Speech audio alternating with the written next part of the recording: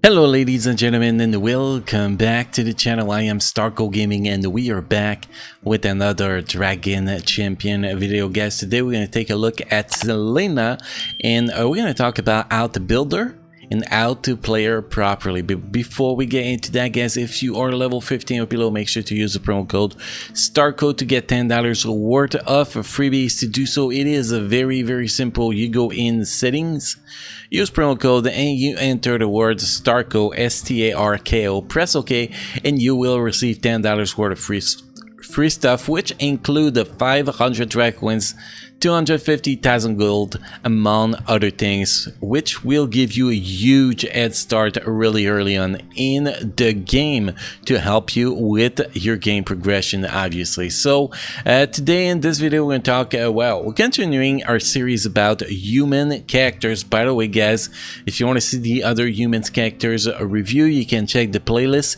in the description down below, as always. So today we're continuing our human series of characters review to get ready for the More Doom event that's coming in a few days, like 4 days from now. So we're gonna get ready for that event. So today we are up to Selena. Obviously, if you already have Solius to 7 stars, you will not be using Selena. That's without a single doubt. But for those people who do not have their orc ready, but do have to get Solius at 7 stars, but do have humans ready to actually attempt to get Mordum, well, Selena is going to be a huge help to your team. So we're going to take a look at the skills, which skills are important to get to level 6. Then we're going to take a look at the runes and the artifact to talk about the most important stats to put on those runes and artifacts. So skills, we're going to start with the first skills on the right, then we'll go down, we're going to go follow down till we reach the first skills. Then we're going to set a priority on getting those skills to level 6. So the passive ability, Raider of Secrets, copy 2 random buffs from an enemy at the end of the turn and apply them to random allies for the same duration. I'm not a big fan for this ability.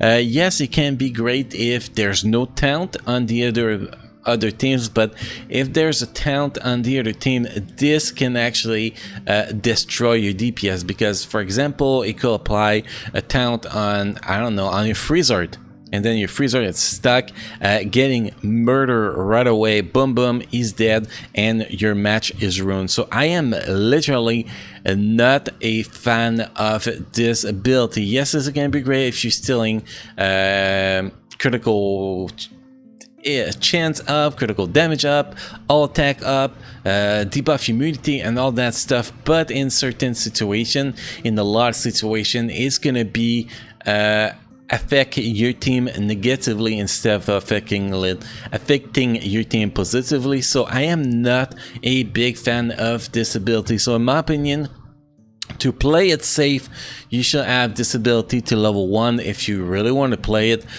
You know, have a chance to get amazing buff and maybe get screwed by the taunt. You can definitely get this ability to level 6, and this ability, I believe so, is affected by potency. If it's not and I'm mistaken, guys, let me know in the comment section, as always. Next ability, we have the third ability, Ammo Mirror. Heal all allies by 400% of Selena magic damage. If allies are afflicted by debuff, apply 2 random opposite buff for the same duration. This ability is much better than the passive ability. I love this ability, and you can see a huge difference between having this ability at level 5, which is 320% of a heal from Selena magic damage, and only 1 random opposing buff. So you get an extra buff, you get an extra 80% healing. So definitely this ability is going to be one of the most important to get to level 6. If we move to the second ability, we have Colossal Healing. Heal the target alive by 200%, 280% of Selena magic damage, and an extra 20% are of her maximum health. So this is a very strong healing. Now if you drop that to level 5, you can see there is not a massive difference between level 5 and level 10. So I don't think it's that important to get this ability to level 6 because of that, but if you can get it to level 6, it is a very great ability to level up to level 6 since it's only a single target heal and it's only a 10% difference on maximum HP of Selena. I don't think it's that important because, for example, a 10% here of my health will give me 2,791 HP heal, and if you actually get that to 20%, it will do, you know, 5,400, something like that, healing instead, and that's kind of minimal, to be honest. So it's not as important as the third skill, definitely, to get to level 6, and like the difference, like I said, the difference between 10 and 20% for maximum HP is not that big of a difference. Now, if we go for the first skill is deal 200, well, Dying of the Light, deal 200% magic damage to an enemy, a 70% chance to inflict a tenacity decrease for 2 turns, and that is affected by potency. And you're gonna see we're not really gonna be focusing potency on this character, so this ability is not going to be that important. I think what's really important is here, the tenacity decrease effect lasts 1 more turn, so this ability is very, very important to get to level 5, but not to level 6. If you can get it to level 6, it's great. If you can't, that's totally fine. So the priority list to get those abilities to level 6 is going to be third skill is going to be the most important. It's the first ability you need to get to level 6 because the benefit you get from it is just higher than all the other skills. Then priority number 2 is going to be the second skills of more healing. Always great. And then ability number 3 is going to be the basic attack, basic ability, just because of the tenacity decrease chance increase. So those are the 3 important abilities to get to level 6 if you can.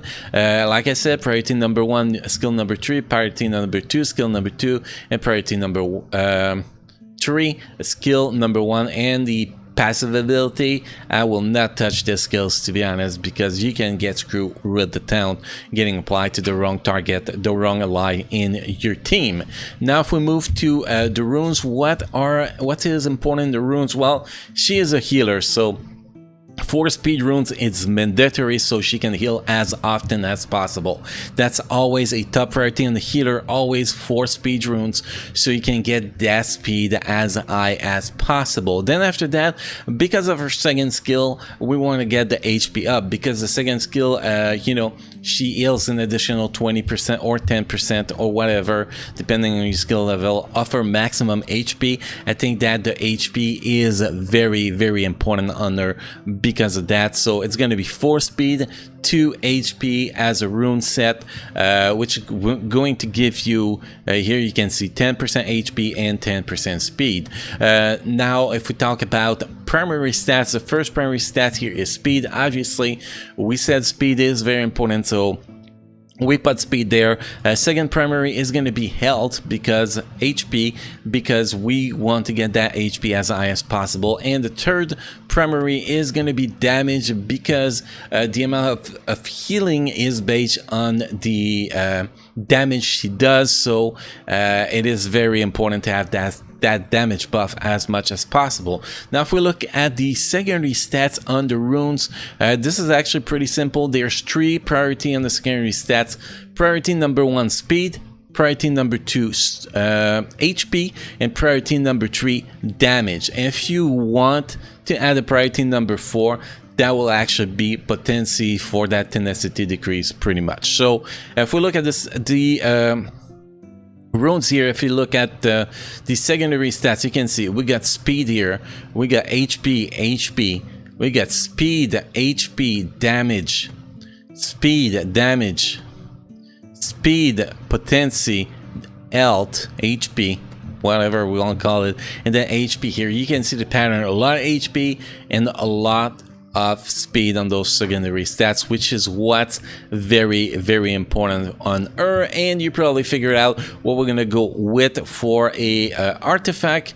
We want to go with the Dragon Seeker is the top artifact for her, because it is the only artifact that will give her damage with HP. Now if you cannot have this artifact, because the artifact is only available through battleground rewards. So if you cannot have this artifact, you're gonna go with an artifact that gives you potency and HP. I think that will be the best possible artifact after this one, but this one is literally the #1 artifact for Selena, because you get the damage and you get the HP. If you add this artifact at 4 stars, it will go up to 8% and 3200 HP, and at 5 star 10% damage and 4000 damage. So it's a huge buffs. So this is the Dragon Seeker. This is the best artifact for her, and if you don't have that, again guys, you go with potency with HP. I think that will be the best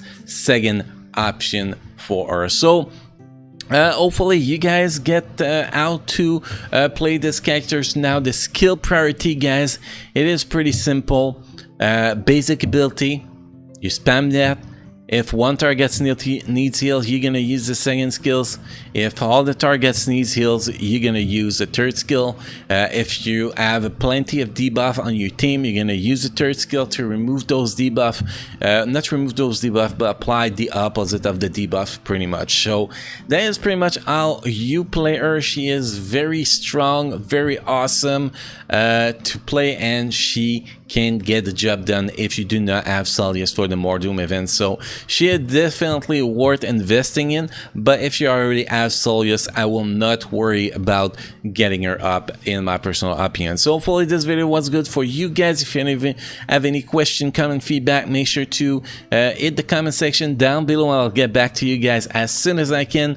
And also for more awesome video content for Dragon Champion, make sure to hit the subscribe button, guys, so you know when the new content is released. So guys, thank you for watching, and I will see you guys in the next video. Thank you.